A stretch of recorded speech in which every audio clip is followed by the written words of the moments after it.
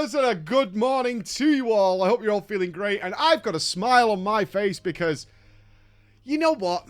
I cannot wait until our journey through FF15 is over, because at that point, I need to sit down with, like, books, and I know Bex, who wonderfully creates these videos for you, is preparing documents for me of who made this game. And it's a lot of people. It's a lot of people. The stories are relentless to me when I'm live streaming, of like the development hell, the change of direction, the budget, the hidden budget. There's no figure. You can Google around of like how much did this game cost to make, right? FF16, you can find that pretty easily.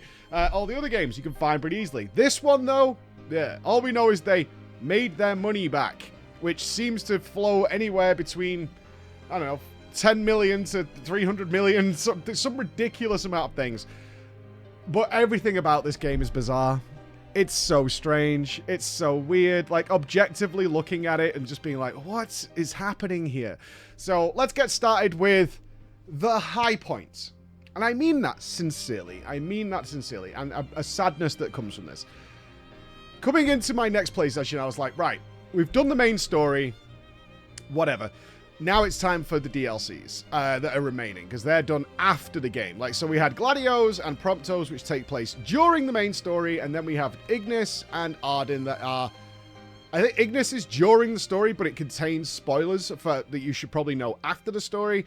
So the people were like, don't do Ignis's yet. I was like, okay. And then Ardyn's is obviously afterwards. Okay, cool. Ignis's DLC for Final Fantasy 15 is the absolute best thing that has ever been made for Final Fantasy 15. It is incredible. It is bafflingly good. And I say that because every element of it is so much better than what is done in the story. I'm not comparing it to like the Chocobo races and side content in the main game. I'm talking about the actual bulk main game, the main story, and how it plays through. Everything in Ignis's DLC is superb. The game, let's run the list real quick. The gameplay is better than Noctis, and it is considerably better than the other two. It is smooth, it is simple, it is effective, it is visually great. Everything about it is good. You've simply got charged elemental daggers, fire is single target, frost is AoE, and yellow is movement and mobility with lightning, frost, and fire associated to them. And then they result in a finisher, which follows up with them. And switching can be done on the fly, so you can go to lightning with the D-pad and zoom across the room into a pack of enemies, swap to frost to immediately start AoEing them, do an AoE finisher which will crush them to the floor, be left with the big boss, immediately swap to fire mid-combo to be going into straight single target where you can follow them off. The combat is so good. So good. It works perfectly well, and I was astonished. I was like, this is good. But then I noticed something else. The camera, despite the fact that Ignis can move way quicker than Noctis, is infinitely better in showing you what's going on. One of the regular occurrences, which I talked about in like video number 2, is that everything works well with the combat system until X or Y. And usually it's like until something attacks you off screen, because you're focused on this group of enemies, and one of the enemies has got away, and it attacks you from the back. There's no prompt, there's no nothing. It just hits you and disrupts you, and then you can get stun locked, and you can end up in a mess, right? I had that with the bees at some point. Done that with Ignis. If you're moving really fast, the camera pans out, or it pulls low, so you can see everything that's going on, and it looks beautiful. It looks spectacular, it's clear, it's concise, it's obvious what's going on.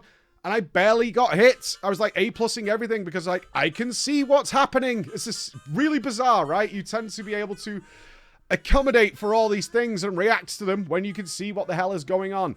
Amazing. Amazing. Then it got better. So this DLC takes place during the attack on Altissa by Leviathan, with Titan fighting in the background, and the cinematic set pieces. Wonderful. Nice and simple. They didn't try to overdo it like they did with Promptos DLCs. Like, we've got this huge cinematic piece. Well, we kind of need a turret section. In here, you don't. The simple fact is, what is happening? And it seems like they went back. What is actually happening here? Ignis is trying to get to Noctis. So he's going to take a boat because it's a water-based area. Nobody really cares about Ignis, so they're kind of going to ignore him. It makes sense, right? You might argue, it's like, yeah, but I'd rather be jumping around and biting everything. That's not what's happening in the game, and it makes sense, and it's short. It's short. It makes total sense. It's like, it's just a short section to really show how good this cinematics team is, which we've praised them for in the Prompto and other DLs in the other content. I said this about Titan, I said this about Leviathan. It looks spectacular. The gameplay's horrible. Here, looks spectacular. Gameplay's perfectly fine. Makes sense, and they don't overdo it. It's a simple case of it's happening in the background, or you're going through it. I tried to go through Titan's legs, but it won't let you. But you get this wonderful cinematic sequence, which fits. And then they did it again by having the antagonist of this DLC, the boss, Clegio, or whatever he's called, some sort of Romanized name, chase you in a submarine/robot that can go from water to land and chase the buildings. It was superb, and it doesn't last very long. It's about 10-15 seconds long, just to show some cool animations to set you up for the boss fight. Wonderful. It then got better. It then got better, because you pair up with Ravis, who I will now no longer call Scamcred, because this DLC did so much for that character that I'm like, I wish you were in the game more. God damn do I, because it tells the story by actions, not just words, of a character that is determined, focused, driven, but also understands logically and objectively his place in the world and has paid the price for ambition and now understands that he's not a failure, he's not bitter, he's not twisted, he knows his role. This is somebody who had their arm destroyed because they believed they were going to be the chosen one. They tried the ring of death, it burned them. They didn't just go, I will kill anybody who tries to become the king. If I can't have the power, nobody can. No, he's like, okay, I'm not the king. I've paid the price. My job is to protect Lunafreya, my sister, to make sure she is correct. And if Noctis is to be the king, then I will protect him too. And so he teams up with Ignis. Marvelous, logical, sense-following, strong character development, and not useless as a companion. Actually, really good as a companion. This was fantastic. Absolutely fantastic. Gets even better. The storytelling is phenomenal. I just gave you an example there, but then we have the actual final showdown in this DLC with Ardyn and Ignis and Ravis, who Lunafreya's dead. That's his one goal. He's failed 2 of his primary goals in life as this somebody who should be something, right? This person was destined for greatness, and he's failed double time, and it's Noctis's fault. He finds Noctis lying over the corpse of Lunafreya, and that's it. He should, I knew this guy couldn't be king. I suspected it from the start. Now my suspicions are fulfilled, and my duty to my sister has been failed. I'm going to break it down. And Ignis, rightfully so, understands he's angry and doesn't want to hurt him, which ends up in a showdown, but it's not to the death, and Ignis is constantly trying to talk him down. It's wonderful, and the gameplay is so good, because again, crystal clear, you feel like you're in pure control, everything makes sense, so nice. And then it got even better, with the arrival of Ardyn, which was full of such wonderful, sweet touches, which added to his character of arriving and trying to trick Ravis, but Ravis can see right through it because Ravis is incredibly powerful in his own right, and putting his hat on the robot because he's nonchalant, he's immortal, he has nothing to fear from these people despite how powerful they are, and is just there to mock and taunt and do all those kinds of things. And he does that rightfully so. And one great touch here is the cutscene where it's all going down. You can change the angles of the cutscenes. That doesn't appear anywhere else in the game, as far as I know. Nowhere else. It's like you can just move the camera around to keep it visually stimulating for you. What do you want to look at? Do you want to look at Ignis's reaction? Because we've done that. But if you look at this other camera angle, then you can see like the whole scene. And you might miss out on that bit, but you'll see this bit. Great. Just kept me engaged. Kept my hands on the controller. And there's nothing worse. Like, and then, obviously, Kojima is very guilty of this. Is like you get to a point in the game and you're like, oh, we're doing the cutscene bit. I'll just put the controller down and I'll sit back and watch it like a movie. You're playing a game. You want to have a tactile feel with what's going on. And they did that. An utterly wonderful ending to the story of 2 big revelations here, which was that Ignis finds out he has a premonition via the power of Lunafreya and the ring. He puts the ring on. He finds out that Noctis is scheduled to die. Like, not scheduled to die, but is destined to die in order to resolve this conflict. And also that he burned his eyes to save Noctis. And what I loved about this, even if it was retconned in or whatever it might have been, but what it added to that character is, from that point on, when he was blind, maimed, he knew that where this road ended, and he also knew that Noctis would do it willingly. So it wasn't like an Urianger thing. It was like, well, we could work something else out. That's not the case. It's like, this is going to happen. And also, I don't need to burden the king with what I've done, because that is my duty. Like, I took all this away from this little moment of storytelling. It's like, Ignis is a strong character who's faithful and knows the burden the king already carries, and adding his own issues to it doesn't help the situation. He doesn't want sympathy. Like, I saved you and I burned my eyes so that you could go forward. He never brings it up. Never says a word. And I know you're going to die and I don't want you to go through with this. No. We're on with the task because it's what needs to be done. It is the role of the king to do this. And there's a really interesting post-credit cutscene to the DLC where Ignis sort of hints, maybe we've given up too much, Noctis. Maybe we've done too much, to sort of like not give him the context of the question, but just to test the resolve of the king. And the king immediately, without question, says no. And Ignis doesn't push it. It's like, that's what I thought. That's what I thought. Almost like just doubling down on his own thing. I loved all of this. It was incredible. It was so good. And I'm so sad to see so few people have played it. Because if you haven't, and you've always got a salty taste about 15, I totally recommend it. On another side of that, and I just want to mention, there is an alternative timeline that they added to this DLC. That you get after... Because so the main DLC is the canon of what's going on. But then they say, almost like in a DSR fashion, is like you can replay the end and you can do different things.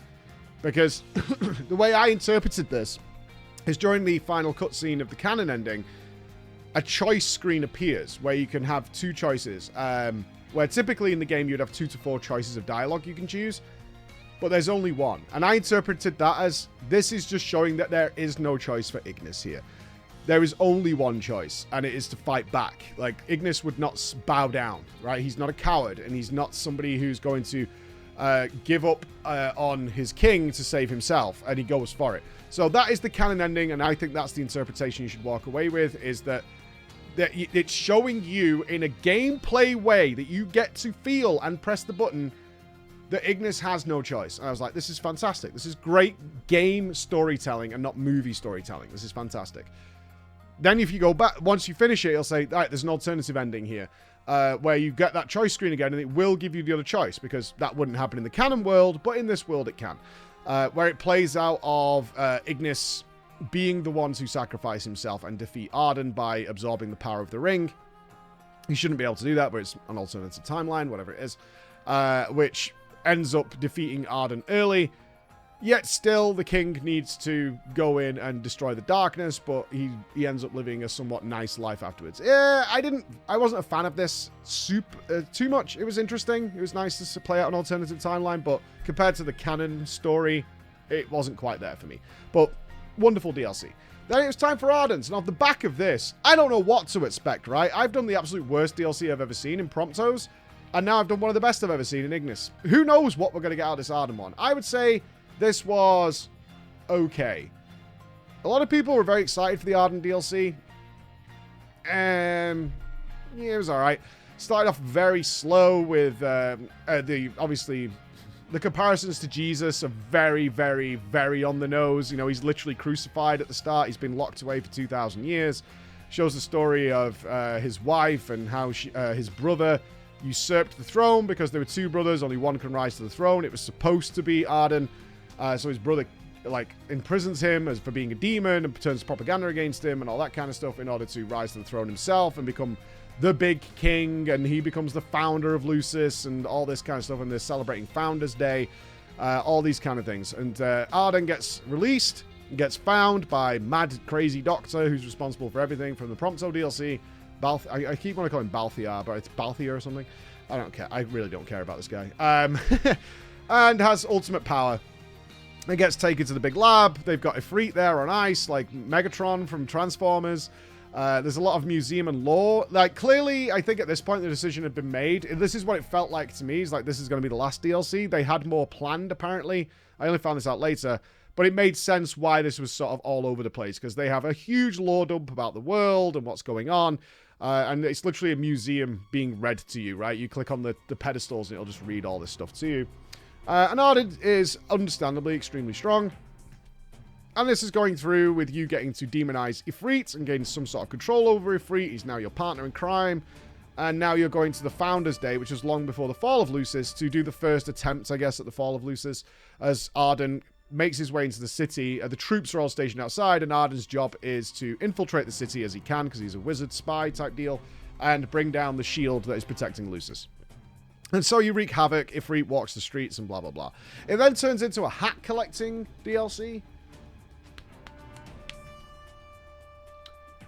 which is odd. The gameplay just isn't there. You have just various it turns into Spider-Man.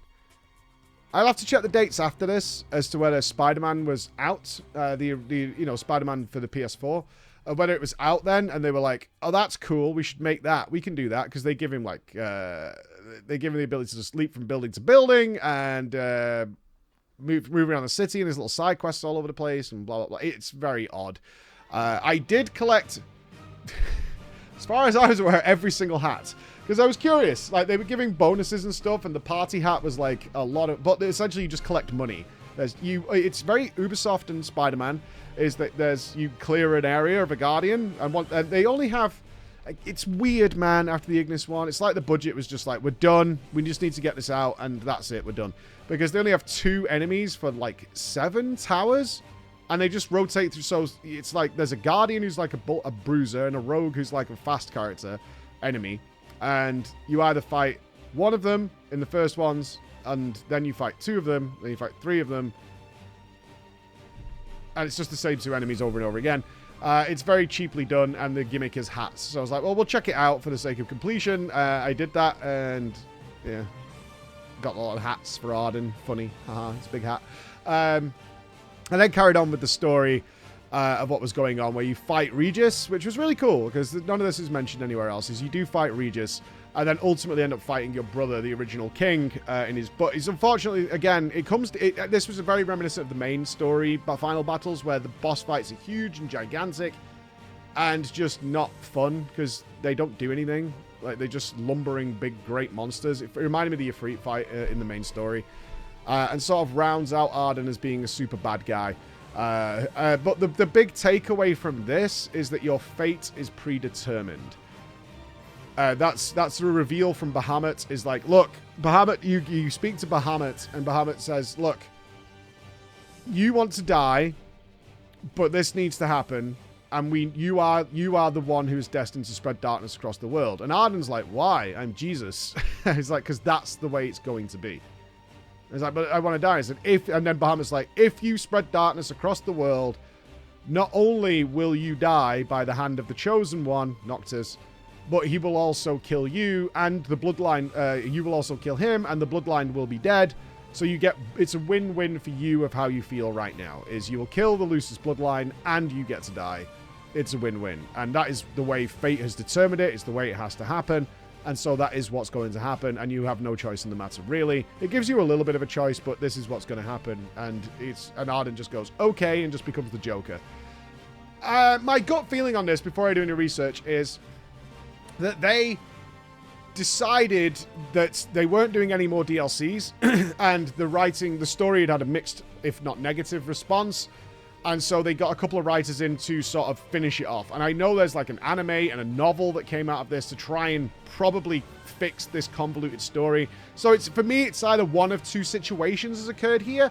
Is that, one, they had this big convoluted story, which was always planned from the beginning to be this way, but they really expected the popularity of this game to be so extra that they made a movie and a novel and an anime series, and they were like really confident most people were going to absorb all of that merchandise. And so by the end, if you played the whole game, watched Kingsglaive, read the novel, and watched the anime, you would have the proper true ending of this game, and you would be really sniffing your own farts about it. Which is obviously preposterous that it would be designed that way, but it could be. We've seen it many times in the past. And the alternative is like, this story was not good. People didn't like it. There's lots of holes in it, which I've pointed out through my playthrough. And they got some writers, and it's like, we need something that ties this all together in a little bow, because we're not making any more content for this game. What can you come up with? And ultimately, this is what they came up with, because that's what it felt like to me. Which of those is true? I don't know. But that's it. But once that was done, that's all the story of FF15 done. In terms of the game, I'm not going to read the novel or the anime. That's not happening. Done. Ah, sweet freedom. And I mean that sincerely, because it was like, okay, I actually felt like the South Park character that was like, what do we do now? Well, now we get to play the game. And I was like, yes. Oh, yes. We're going back. We're going back. I got on my thing. I'd finished the game. It's all done and dusted. And it was back to the world to go and see the end bosses, the royal dungeons, the locked off dungeons I'd found already. These myriad car upgrades that I've just been sitting on because I couldn't get back to the goddamn car for hours and hours and hours. I could go back to that. But first of all, the FF14 quest.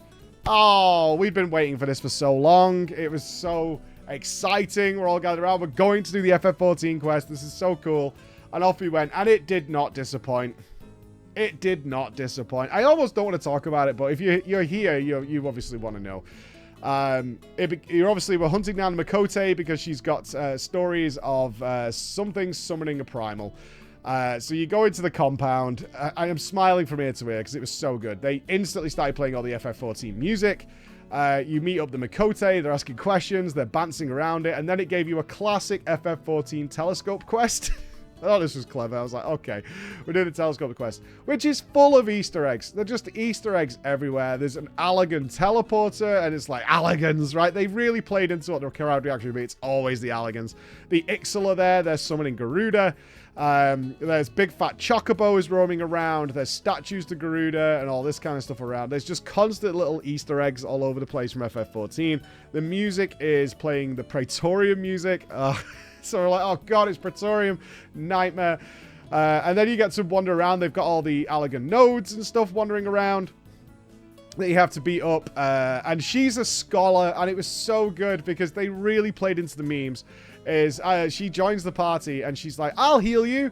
And she is healing. And then she's like, Physic. And we would just burst out laughing like, Physic, you noob, you absolute noob. It's like, she's not even level 10. Oh my god. Because I was like, when she's pulled out the book and started healing, because it's the full FF14 animations, like, oh my god, she's a scholar. Where's Celine? Mod check Celine. Where's Eos? And it's like, no, she's casting Physic. I was like, oh, she's a noob. Oh, they should have given her a sprout symbol. It would have been great. Because she's clearly not there yet. And she's like, oh god, she's not even a scholar. Oh, Pepe hands. But she does so well, and she does heal you, which makes the fights more fun. And then you go fight the Ixal, but it's too late. Would you believe it? They have summoned Garuda, and they recreate the FF14 boss fight with Garuda. The plumes are wandering around. The whole business is going on. She splits, does all that, and it was so fun. It was so fun. And the music, we fall. The music's banging. So cool. And they didn't even stop there, because that's like the end of the story, and they're returning to the world, and then it has the reference to when Noctis goes over to FF14 for that event. And then it comes back. They've added a whole section here. There's now, and then, would you believe it, you've got to farm the tomestones. Outrageous. There's an Allagan tombstone farm. And I was like, I can't believe this. They're so having fun with this. And it's just to buy like weapon cosmetics and stuff that are more FF14 stuff. And they have created a whole battle arena. It's simple, but it's funny. It's not something I'm going to do. I'm not farming Allagan tombstones in 15. I don't even do it in 14. I'm not doing it in 15 either. Certainly for transmog gear or glam. I'm not doing it for my glam. That's not happening. But that was how I finished up that day. It was just pure joy and happiness. It was really cool. And I'm not finished with the game yet. I'm going to start finishing things out. That's my next plan, is to start rounding up all the royal weapons to see what happens there. There are dungeons I haven't done. And there's certainly the big scale hunts I haven't done yet. I want to see what they're like. So that's going to be my next mode in before I give my sort of overall conclusion to this game. So thank you so much for listening. It's been a roller coaster of a journey, and it's not over yet. So I'll see you again. Bye, guys.